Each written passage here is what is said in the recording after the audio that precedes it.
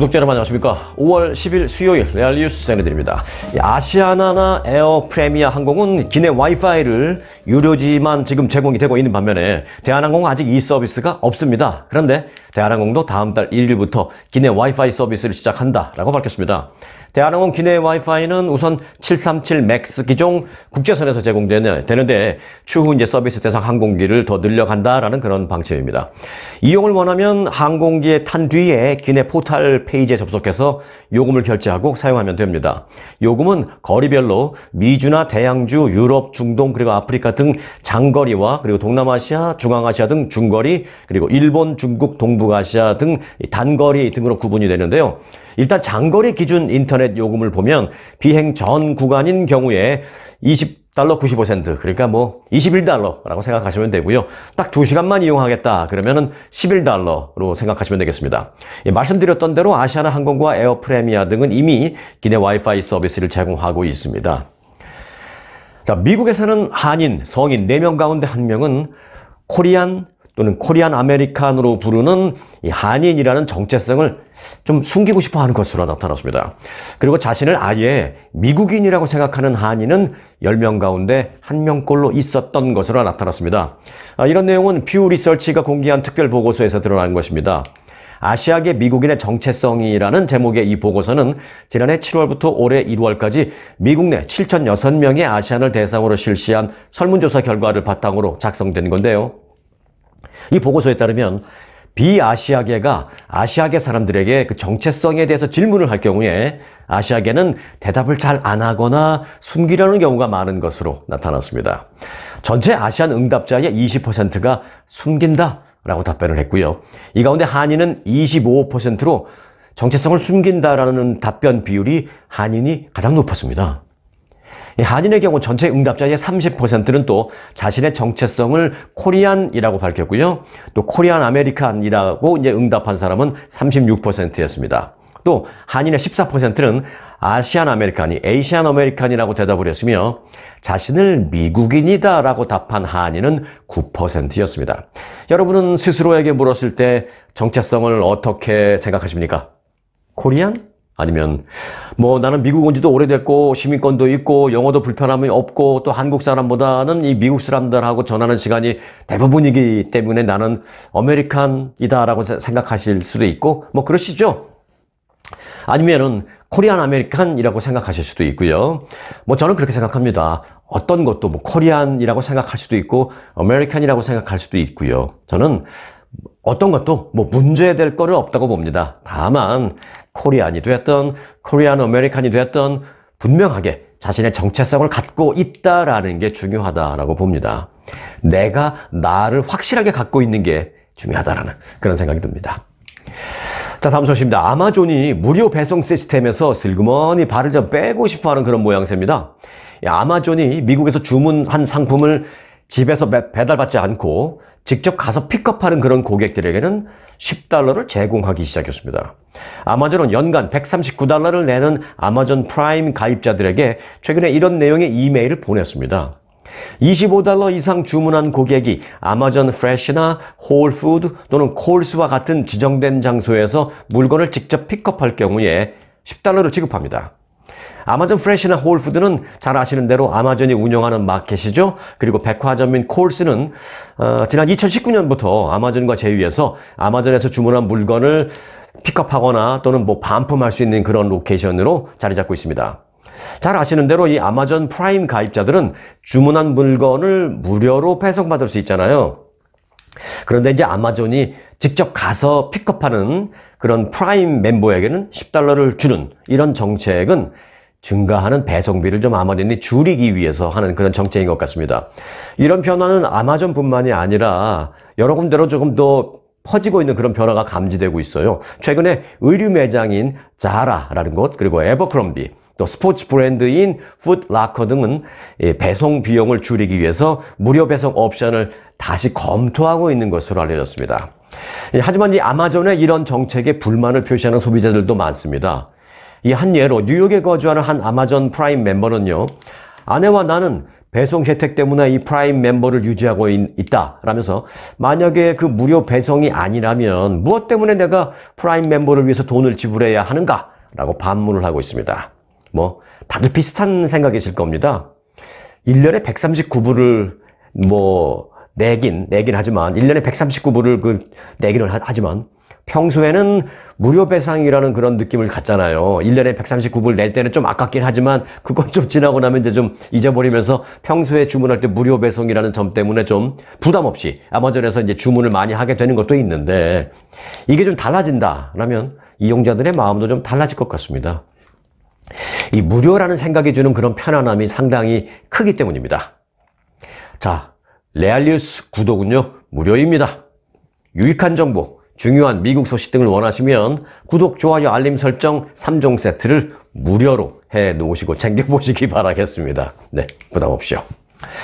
자, 연이은 총기 난사 사건의 여파로 텍사스주가 드디어 변화의 조짐을 보이고 있습니다.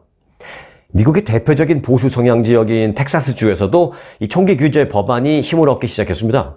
하원 의원 13명으로 구성된 텍사스주 하원 지역사회 안전위원회는 어제 AR-15 등 AR-15 등 이 반자동 소총 구매 가능 연령을 18세에서 21세로 상향 조정하도록 하는 법안을 찬성 8표, 반대 5표로 통과시켰습니다. 물론 하원 전체가 아니라 하원 내에 있는 그 특별위원회에서 그렇다는 겁니다. 이 공화당 소속 의원 2명도 이 해당 법안에 찬성표를 던졌습니다. 상당히 의외죠.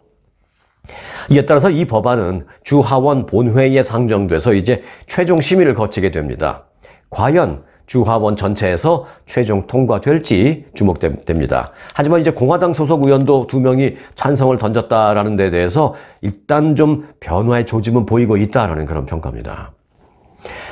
네, 한국에서 다음 달 5일 공식 출범하는 재외동포청.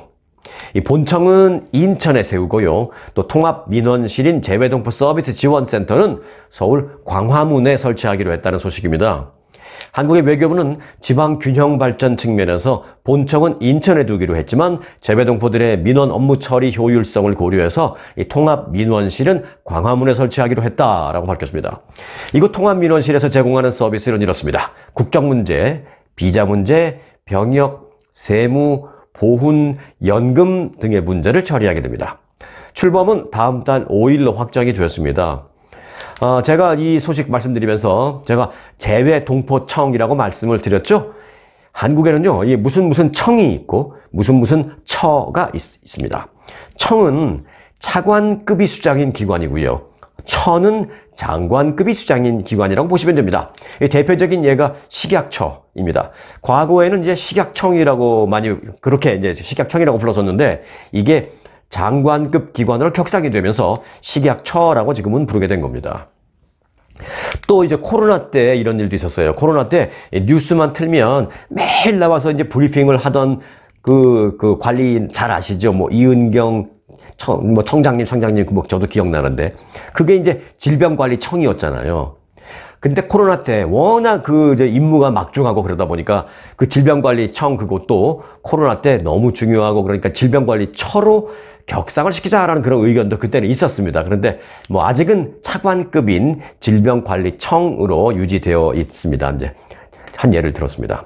아무튼 이제 재외동포청은 모두 151명 규모로 출범하게 됐고요. 광화문에 설치될 재외동포 서비스 지원센터에는 모두 25명의 직원들이 배치된다고 합니다. 네, 영국의 억만장자 리처드 브랜슨 버진그룹 회장입니다. 리처드 브랜슨 회장이 이끄는 민간 우주 관광 기업 이 버진 갤럭틱이라고 있는데요. 이 버진 갤럭틱에서 다음 달 말 일반인을 대상으로 첫 상업용 우주 비행을 시작합니다. 일반인을 태우고 우주로 날아가서 구경시켜주고 돌아온다는 얘기예요. 이 버진 갤럭틱은 이렇게 말했습니다. 이달 중 4명의 우주인이 탑승하는 시험 비행을 할 예정이다 라면서 그 후에 다음 달부터는 자체 우주관광 서비스를 본격 시작하겠다라고 밝혔습니다. 버진 갤럭틱은 이달 중에 시행하는 우주 비행은 상업용 서비스를 개시하기 전에 이제 마지막으로 점검하는 시험 비행이 될 것이다 라고 덧붙였습니다. 시험 비행은 이달까지 하고 끝! 그리고 다음 달부터는 정식으로 돈 받고 일반인들을 우주로 여행을 보내주겠다는 겁니다. 자사의 우주선 VSS 유니티라는 우주선에 2명의 조종사와 4명의 승무원이 탑승할 계획으로 알려졌습니다. 이번 시험 비행 때. 자, 우주 관광을 위한 비행 시간은 90분입니다. 90분. 4명, 앞서 말씀드렸습니다만 실제로 다음 달에 발사가 돼도 조종사 2명 타고 이제 민간인, 일반인 4명 타는 거예요. 우주 관광을 위한 비행 시간은 90분이고요. 승객들은 기내에서 몇 분간 또 무중력 상태도 경험하고 새파란 푸른 지구의 모습을 멀리서 우주에서 관찰할 수 있게 됩니다. 이후에 미국에 있는 그 뉴멕시코주 사막에 위치한 스페이스포트 아메리카 공항으로 귀환을 하게 됩니다. 이 버진 갤럭틱은 한 번 비행에 조종사 2명과 승객 4명을 태울 수 있다라고 제가 말씀드렸죠. 자, 이게 그러면 얼마일까요? 궁금한데요. 버진 갤럭틱은 지난 2005년부터 우주 관광을 전면에 내걸고 일반인을 상대로 1인당 $20만 달러의 탑승권을 판매해 왔습니다. 비싸다고요? 생각보다 싸다고요? 근데 이게 가격이 바뀌었어요. 그런데 시간이 지날수록 가격이 계속 상승했어요. 그럼에도 불구하고 지금까지 이 티켓을 산 사람은 800장 넘게 팔렸습니다, 지금. 그래서 지금은 이제 20만 달러가 아니고요. 좌석당 가격은 디파짓 15만 달러를 포함한 총 45만 달러에 이게 지금 팔리고 있다는 소식입니다. 그리고도 웨이팅 리스트 걸어놓고 기다려야 돼요. 한국의 원화로는 약 한 6억 원쯤 되겠죠, 지금 환율로는. 지금 세계에는요, 천재인지 괴짜인지 모를 2사람이 있다고 저는 생각합니다.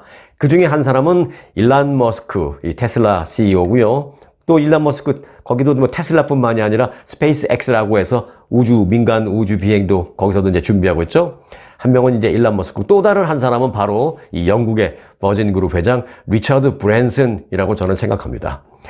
이들이 진정한 천재인지 아니면 천재인 척 하면서 엉뚱한 짓만 하는 괴짜인지 저도 잘 모르겠는데 일단 흥미로운 건 사실입니다.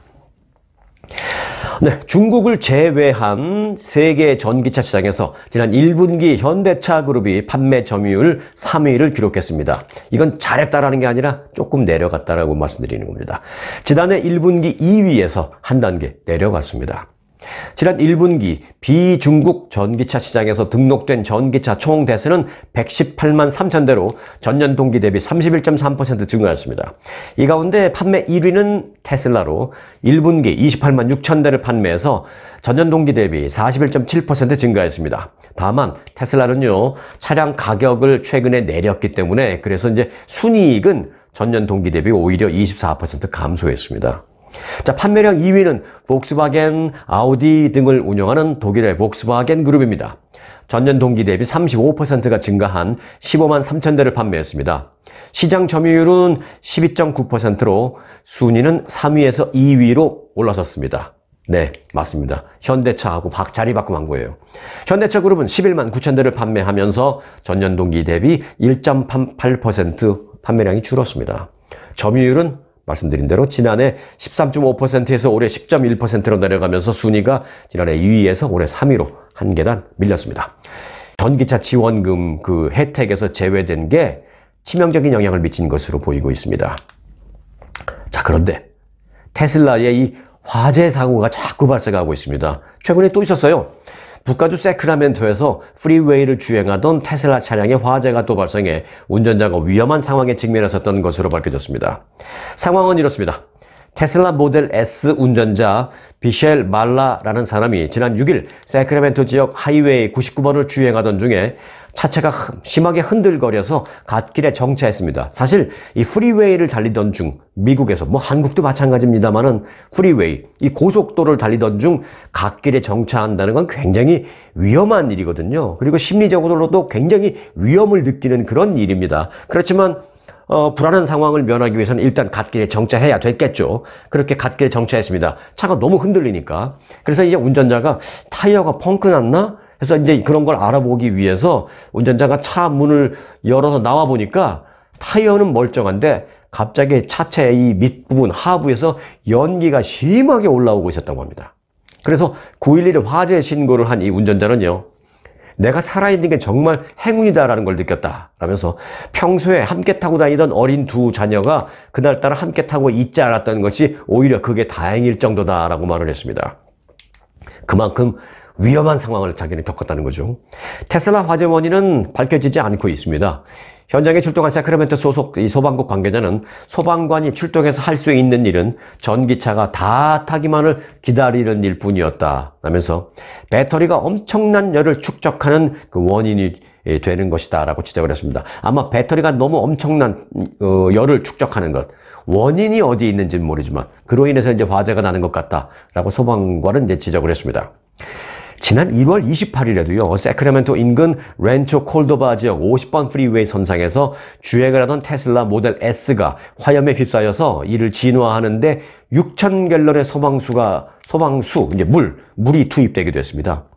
지난해 또 5월 14일에는 캘리포니아 한 시티에서 주차되어 있던 모델 3가 화재로 전소된 바 있고요.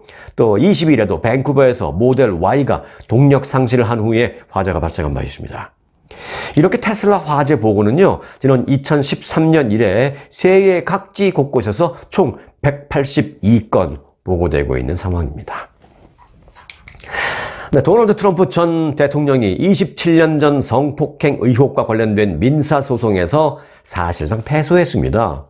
뉴욕 지방법원 배심원단은 어제 트럼프 전 대통령이 원고인 진 캐럴을 성추행하고 폭행했다는 캐럴의 주장이 사실에 부합한다라는 판단을 내렸습니다. 단 성폭행에 대해서는 이제 배심원단은 사실이라고 판단하지 않고 성폭행은 아니지만 성추행 그리고 일반 폭행 이거는 이제 인정을 한 겁니다. 배심원단이.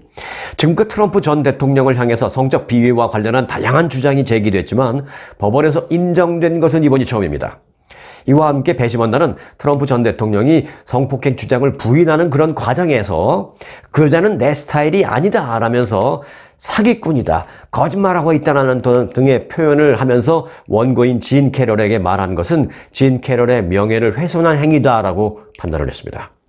이에 따라서 이제 배심원단은 트럼프 전 대통령에게 모두 500만 달러의 배상을 하라라고 판결을 했습니다. 자, 이번 판결을 계기로 미국의 민사재판에 대해서 잠깐만 좀 설명을 드리자면 이렇습니다. 미국의 민사소송은 이 엄격한 증거를 기반으로 해서 이제 유죄냐 무죄냐 그걸 배심원단이 가리는 형사소송과는 좀 다릅니다. 이 형사재판은 예를 들어서 배심원단이 놓고 엄격한 이제 심사를 합니다. 배심원단이 형사재판은. 그래서 배심원단 모두가 유죄다라고 만장일치를 해야 되고 또는 무죄다라고 만장일치를 해야지 모두 만장일치로 유죄로 하지 않고 예를 들어서 12명 중에 1명만 나는 유죄 같지 않은데 라고 해도 이거는 헝주얼이라고 해서 배심원 합의 불일치로 해서 유죄가 아닌 걸로 돼버립니다. 그런데 민사소송은 조금 달라요. 그런 거 형사소송과는 달리 민사소송은 원고와 피고가 누가 더 좀 더 설득력 있는 증거를 제시를 했느냐라고 판단을 합니다. 그래서 이 사람이 좀 더 설득력이 있다라는 쪽으로 승소 판단을 내립니다. 민사소송은. 실제 어제 뉴욕 지방법원의 루이스 캐롤린 판사는 배심원단에게 이렇게 말했습니다. 배심원단이 이제 수기하는 과정을 시작하기 전에 우세한 증거가 무엇인지, 어느 쪽의 말이 좀 더 우세한지 잘 판단하기 바랍니다. 라는 그런 가이드라인을 제시했습니다. 이런 가이드라인을 듣고 심사숙고한 배심원단은 유죄 무죄를 가리는 것이 아니라 진 캐럴의 말이 트럼프의 말보다는 좀 더 우세하다, 좀 더 신빙성이 있다 이런 판단을 내린 것입니다. 그렇게 이제 보시면 되겠고요. 한편 트럼프 전 대통령 측은 즉각 항소 의사를 밝혔습니다. 그런데요, 트럼프 전 대통령을 상대로 이번 소송을 제기한 진 캐럴이라는 여성은요, 올해 나이가 79살입니다. 그리고 이 소송을 제기한 이 사건은 27년 전에 있었던 일이었습니다. 그러면 혹시 이제 이 말을 들으시고, 이 소식을 들으시고, 혹시 이제 이렇게 생각하시는 분 없으세요? 에휴, 79살이나 된 사람이 그것도 27년 전이나 지난 그런 일을 갖고, 라고 혹시 생각하시는 분들 계십니까? 아닙니다. 절대 안 계시길 바랍니다. 저는 아닙니다. 79살에도 얼마든지 무언가 내가 아니다라고 생각하면 할 수 있고요. 또 내가 원하는 무언가가 있으면 79살에도 할 수가 있습니다. 여기 조금 다르긴 합니다만 또 하나 이해가 있습니다. 79살에 또 한 명의 자녀를 얻은 남자가 있습니다. 바로 유명한 영화배우 로버트 드니로입니다. 헐리우드의 유명 영화배우 로버트 드니로가 79세에 7번째 자녀를 최근 얻은 것으로 밝혀졌습니다.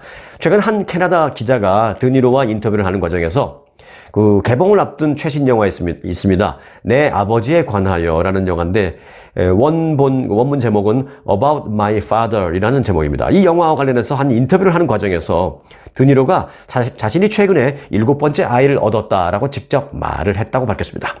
드니로는 지금까지 2번 결혼을 했는데요. 첫 아내인 다이안 에버트와의 사이에서는 딸 드레나가 있고요. 이 드레나라는 딸은 51살이에요, 벌써. 그리고 46살짜리 아들 라파엘이 있습니다. 그리고 바로 전 아내인 그레이스 하이타워와의 사이에서는 25살짜리 아들 엘리엇이 있고 11살짜리 딸 헬렌이 있습니다. 그런데 이 외에도 전 여자친구인 루키 스미스와의 사이에서 올해 27세인 쌍둥이 형제 에런과 줄리안을 두고 있는 것으로 알려졌습니다. 그러니까 이제 6명이죠. 그런데 이제 7번째가 되죠. 7번째 이번에 얻었다라고 말하는 그 자녀는 그런데 성별이 아들인지 딸인지는 아직 말하지 않고 있고요. 또 그 자녀의 어머니가 누구인지에 대해서 그리고 언제 어디서 태어났는지 등은 자세한 내용은 아직 밝히지 않고 있습니다. 그러나 분명한 건 79세인 로버트 드니로가 나 얼마 전에 자녀 또 얻었다라고 본인이 스스로 말했다라는 점입니다. 자, 이번에는 골드만삭스의 성차별 관련 집단소송 속보 전해드립니다. 여성 직원들을 조직적으로 성차별했다는 의혹에 휩싸인 글로벌 투자은행 골드만삭스가 피해 여성들에게 거액을 지급하고 집단소송을 마무리하기로 합의했습니다. 골드만삭스는 전 현직 여성 직원들이 낸 집단소송을 해결하기 위해서 이들에게 무려 2억 1,500만 달러를 지급하기로 합의했습니다. 어제 전격적으로 이루어진 이번 합의는 2000년대 초부터 골드만삭스의 투자은행, 그리고 투자운용사, 그리고 증권사 부문에서 일한 중간 관리자 이하의 여성 직원 2,800여 명을 대상으로 한 것입니다. 그들이 이제 집단 소송에 다 이름을 올린 거죠. 골드만삭스는 오는 2025년까지 중간 간부의 40% 이상을 여성으로 채우겠다라고 이제 합의를 하면서 이 내용도 같이 공개를 했습니다. 소송을 제기했던 일부 여성 전직 직원들은 성명을 내고 이렇게 말했습니다. 이번 합의가 여성들을 도울 수 있기를 바란다. 도울 수 있기를 그리고 나는 믿는다 라고 말했습니다. 자, 이번에는 그리고 여성 파워 소식을 좀 전해드릴까 합니다. 바이든 대통령과 트럼프 전 대통령, 이 바이든 대 트럼프, 이 두 사람의 재대결이 있을 지금 가능성이 상당히 높잖아요. 이 두 사람의 재대결에 있어서 보이지 않는 손은 영부인들이다 라는 그런 분석이 나왔습니다. 우선 트럼프 전 대통령의 부인 멜라니아 트럼프 여사, 멜라니아 여사는 남편의 재선 도전을 적극 지지하면서 트럼프 전 대통령의 대선 승리를 위한 강력한 내조 의지를 또다시 밝혔습니다. 멜라니아 트럼프는 이 팍스 뉴스와의 최근 인터뷰에서 남편은 첫 번째 정부에서, 그러니까 처음 임기를 했을 때 엄청난 성공을 거뒀다라면서 남편은 다시 한번 우리 미국인들을 위대함과 그리고 우리 미국을 번영으로 이끌 것이다 라고 말했습니다. 그리고 자신이 또다시 영부인이 된다는 것은 일종의 특권으로 생각을 한다라면서 영예로운 특권으로 생각을 한다면서 남편이 이긴다면 내가 항상 해왔던 것처럼 아이들의 복지와 발전을 우선시하겠다라면서 포부를 밝혔습니다. 마치 대선에 출정하는 사람의 후보의 공약을 듣는 듯이 그렇게 말했습니다. 멜라니아 여사는 과거 영부인 시절 아동복지 증진 운동인 Be Best 캠페인을 벌이면서 마약 반대와 어린이들을 상대로 한 소셜미디어 상의 혐오, 차별, 퇴치, 반대 등을 위해서 목소리를 낸 바 있습니다. 이는 내년 대통령 선거에서 트럼프 전 대통령이 맞상대가 될 가능성이 큰 조 바이든 대통령 부인인 질 바이든 여사의 전폭적인 지지를 받고 있는 것과 상당히 일맥상통하는 그런 흐름입니다. 질 바이든 여사가 남편의 선거 운동 등에 상당한 영향력을 행사한다는 것은 이미 공공연한 한 사실입니다. 결국 내년 대선에서 재대결을 할 공산이 큰 바이든 대통령과 트럼프 전 대통령 모두 부인들의 전폭적인 지지를 등에 업고 있는 그런 셈입니다. 이를 두고 일각에서는요, 내년 대선에서 바이든과 트럼프의 대결도 기대가 되지만 보이지 않는 손, 즉 영부인들의 대결도 관전 포인트다라는 분석을 내놓고 있습니다. 자, 이번에는 이어서 보너스 뉴스 전해드리겠습니다. 자, 오늘 보너스 뉴스의 제목은 이렇게 정했습니다. 기계한테 주는 팁으로 정했습니다. 뉴저지주 뉴워크 리버티 국제공항의 한 기념품 상점을 찾은 미국인 남성 A씨. 셀프 계산대에서 $6짜리 생수 한 병을 사고 결제를 하려다가 깜짝 놀랐습니다. 계산대 화면에 물건의 20%에 해당하는 팁을 추가하겠느냐는 그런 항목이 딱 띄워졌기 때문입니다. A씨는 이에 대해서 이런 안내 문구가 띄워진다는 것은 소비자에 대한 어떤 감정적인 협박이다 라고 말하면서 스킵 버튼을 눌러서 팁을 내지 않고 건너뛰고 계산을 마쳤다라고 말했습니다. 미국에서 이처럼 직원과의 대면 서비스가 이루어지지도 않는 그런 매장들까지 팁을 요구하기 시작하면서 A씨처럼 불만을 가진 고객들이 늘고 있습니다. 미국 전역의 공항, 경기장, 카페 등등에 배치된 이 키오스크에 물건 가격의 약 20%에 해당하는 팁을 남기라는 그 안내 화면이 뜨면서 소비자들의 불만이 속출하고 있습니다.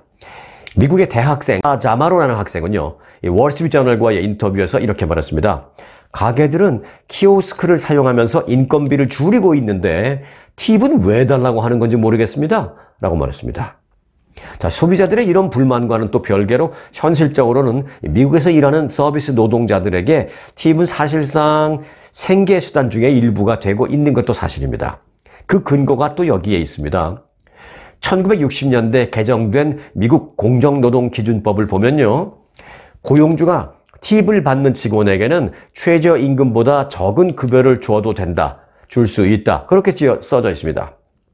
자, 예를 들면요, 최저임금이 시간당 $15인 지역이라고 친다면 고용주가 법적 최저임금인 그 15불보다도 낮은 예를 들면 시간당 10불도 줄 수가 있습니다. 단 그 직원이 팁으로 버는 수입이 계산을 해보니까 시간당 5불을 넘기는 경우에 이게 가능합니다. 그렇게 팁으로 버는 게 시간당 5불이 넘으면 시간당 15불, 법적 최저임금을 넘기게 되니까 이게 가능하다는 것입니다.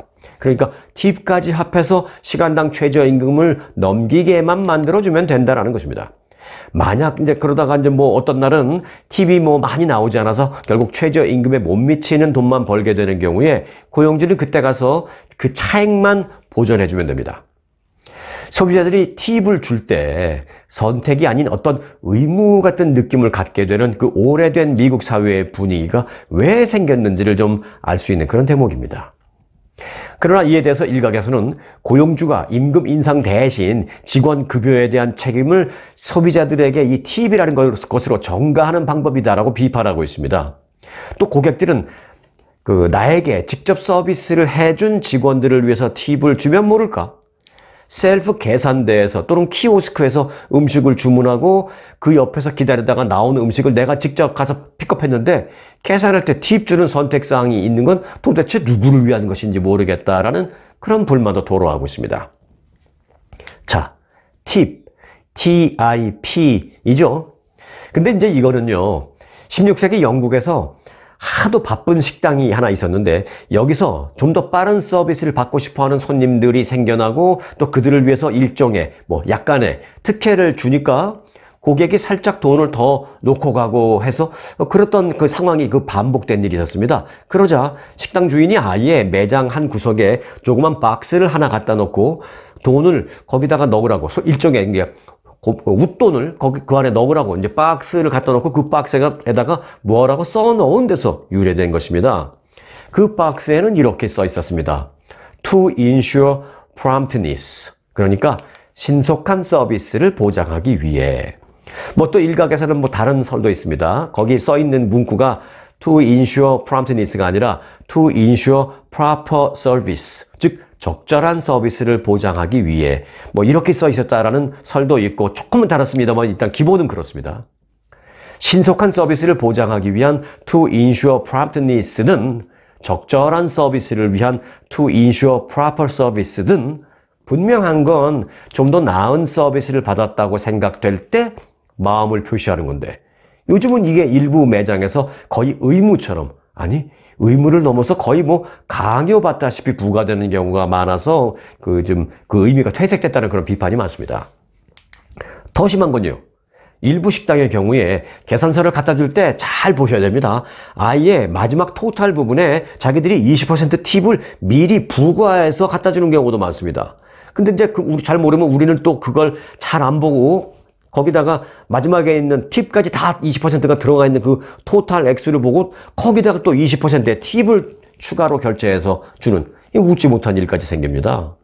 사실 서비스도 확실히 좋았다라는 그런 느낌도 없는 경우에도 그렇게 팁을 강제적으로 의무적으로 그렇게 내는 경우도 많이 있습니다. 물론 정말 내가 고마워서 내는 경우가 훨씬 더 많죠. 자, 그러니까요. 적절한 서비스를 위한 팁, 즉 to ensure proper service의 TIP로 할 게 아니라 저는 이런 건 어떤가 싶습니다. to ensure better service, 즉 스펠링을 바꿔서 TIB가 아니라 TIB로 하면 어떨까 하는 그런 아이디어를 내봅니다.